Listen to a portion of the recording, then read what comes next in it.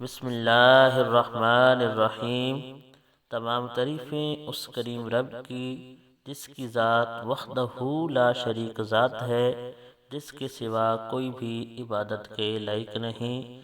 ساری عبادتوں کے لائق وہی ذات ہے اور ساری عبادتیں اسی کے لیے ہیں، اور کروڑوں درود و سلام کریم آقا علیہ الصلوۃ والسلام کی ذات پر، جن کو رب تعالی نے خاتم النبیین کے لقب کے ساتھ نوازا ہے، اور کروڑوں درود و سلام آپ کی ساری آل پاک پر اور آپ کے سارے اصحاب پر، جن کو رب تعالی نے رضی اللہ عنہم ورضوا عنہ کے لقب کے ساتھ نوازا ہے۔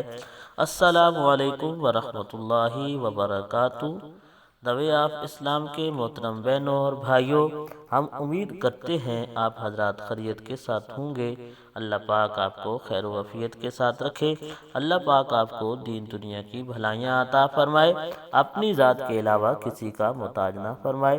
محترم بہنوں اور بھائیوں، جس موضوع پہ ہم آج بات کرنا چاہتے ہیں وہ شرعی مسائل اور ان کے جوابات ہیں۔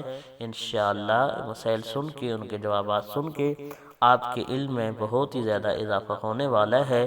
لیکن اس سے پہلے، موضوع کی طرف جانے سے پہلے، آپ سے ادبانہ گزارش ہے کہ ہماری پوری ویڈیو دیکھنے کے بعد اگر آپ کو ویڈیو اچھی لگے تو ہمارے چینل کو سبسکرائب کر لیں، گھنٹی والے بٹن کو دبا دیں اور ویڈیو لائک کر دیں۔ جزاک اللہ۔ مسئلہ ہے نماز با جماعت کے دوران اگر کسی نمازی کا اگلی صف کے اندر کھڑا ہے وضو ٹوٹ جاتا ہے تو وہ کیا کرے؟ تو محترم بہنوں اور بھائیوں، اس کا جواب ہے شرعی طور پر اگر نماز با جماعت ہو رہی ہے، اگلی صفوں میں کھڑے کسی نمازی کا وضو ٹوٹ جائے تو اسے چاہیے کہ اسی لمحے نماز کو ترک کر دے، پچھلی صفوں میں نمازیوں کے درمیان میں سے راستہ بنائے اور نکل جائے، یا جس صف میں کھڑا ہے وہیں نمازیوں کے آگے سے گزر کر کنارے پر چلا جائے اور کنارے سے راستہ بنا کر نکل جائے۔ نمازی کو چاہیے کہ اپنے ناک پر ہاتھ رکھ لے تاکہ دوسرے نمازیوں کو پتہ چل جائے کہ اس کا وضو ٹوٹ چکا ہے اور اسے وضو کرنے کے لیے پیچھے جانا ہے۔